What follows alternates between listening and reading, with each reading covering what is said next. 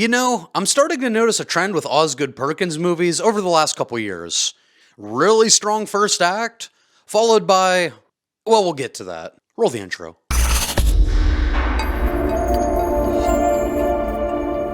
So, The Monkey is very loosely based on a 1980 Stephen King short story, and it's a movie about a set of twin brothers that find a toy monkey in their father's belongings that slowly cause people around them to start dying in strange and unusual ways. But just a quick reminder, if you are as obsessed with horror movies as I am, consider subscribing to the channel so you don't miss any future reviews, rankings, tier lists, any future live streams, or any of that good stuff. And with my quick plug out of the way, let's get into The Monkey. Huh. Do The Monkey with me. No? Johnny Bravo? Are you too young to get that reference?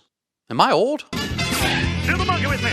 Hello. Alright, now for some context, I went into this completely blind because frankly, I'm just tired of trailers ruining entire movies for me. You know, after watching some of this director's filmography like The Black Coat's Daughter and the most polarizing horror movie of 2024, Longlegs. Cuckoo. Cuckoo.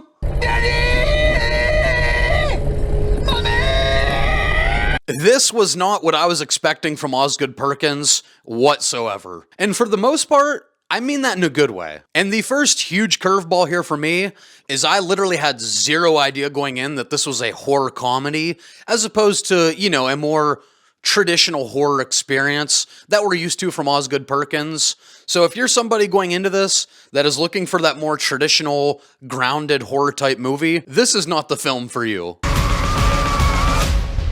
Oh, fuck. But when The Monkey is at its absolute best, like when this movie is firing on all cylinders, or cymbals, no. But when this movie is firing on all cylinders, this really feels like a Final Destination type experience, but just more focused on the more depressing, albeit comedic, dark humor side of life.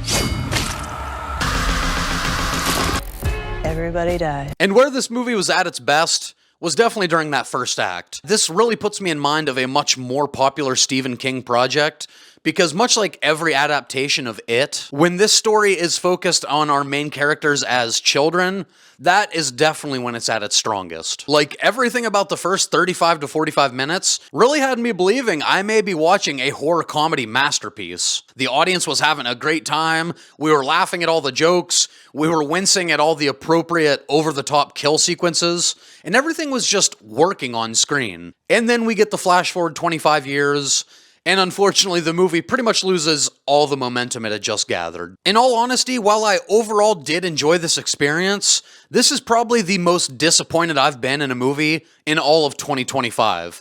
And it's not like a Wolfman type of disappointment where I'm just watching it like, what the fuck is this? This is a disappointment that actually stings more because, like, I saw the potential there. I saw the potential for greatness. Like, had the movie just kept with that same level of quality and consistency from the first 40 minutes or so, this could have been incredible. But unfortunately, after the flash forward, they just never reached those heights again. Like, all the fun aspects at the beginning that were working so well, and this script that just felt like so tight,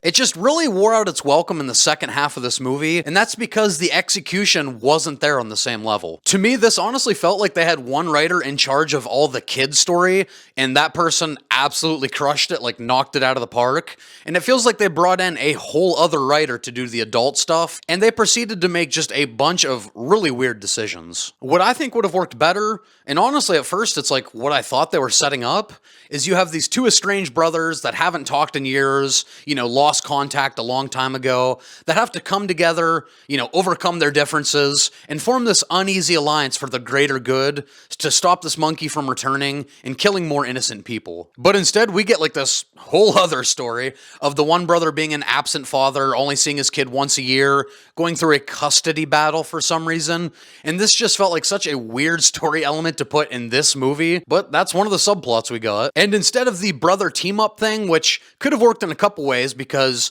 you know, it'd be fun to watch these brothers get together, even though they don't love each other, and you could have the uncle get to know his nephew a little bit better, so that could have worked on a couple levels, but instead we get like this weird revenge arc between the two siblings, which is literally concluded by the one brother saying the most obvious statement ever, and then the mad brother just being like, You know, I never looked at it that way. And it's like that never happens, you know? And also, there's just something about a character being a full-grown man, but still being like that same bully, having that same mentality as when he was 13 years old, that loses a lot of its charm. When they're kids, I get it, right?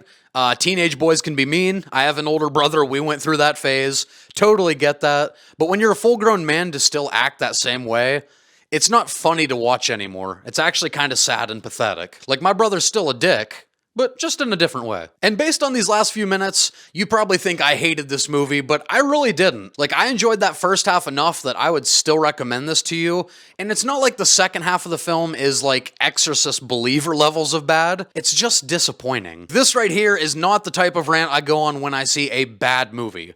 This is the rant I go on when I see a movie that had the potential to go to that next level, but just couldn't get out of its own way. This is like a classic case of, I'm not mad, I'm just disappointed. Disappointed!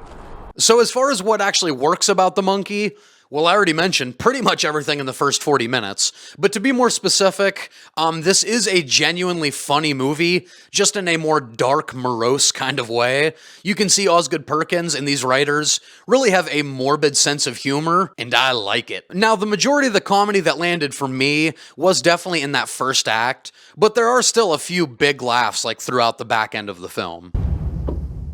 Everything okay up there?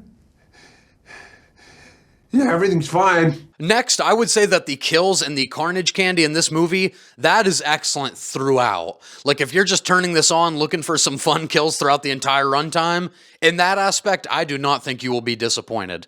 Definitely delivers in that Final Destination type of way. No, no, no, no, no, no, no!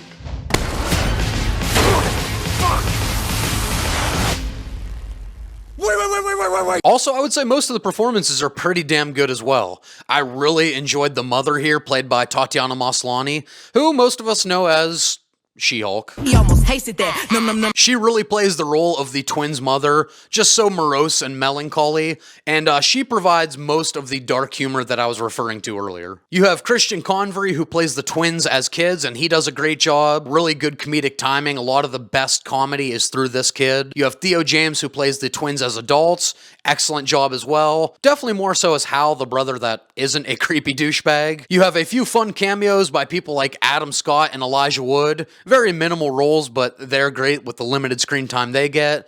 And you have a really weird but fun supporting role by Rohan Campbell. So for all of you Halloween Ends super fans, you get some more of your boy Corey Cunningham. Overall, I thought The Monkey was a very fun movie with some great comedic moments and some insane kill sequences throughout. I'm just a little disappointed that this went from a strong 8, 8.5 during the first 40 minutes, all the way down to my final score of 6.5 by the end. But that's gonna do it for my review of the latest Osgood Perkins movie, The Monkey. As always, if you've seen the movie, let me know down in the comments what you thought of it. Did you like this a little bit more than I did? Do you think it actually did keep up its quality for the second and third acts, where I think it fell off a little bit? And where would you put this out of all of the Osgood Perkins movies that you've seen? While I have you, me and two friends do a weekly pop culture podcast called Culture Shock. Links for that will be down in this video's description. So if you have a long commute to work, if you're a podcast listener, be sure to check that out wherever you get your podcasts. And if you enjoyed this review and you want to help this channel grow, definitely be sure to give it a thumbs up to help bump it up in the old YouTube algorithm. Subscribe somewhere down here so you don't miss any future videos or live streams on the channel. And as always, we will see you in the next one. Hold on, did I just kill somebody?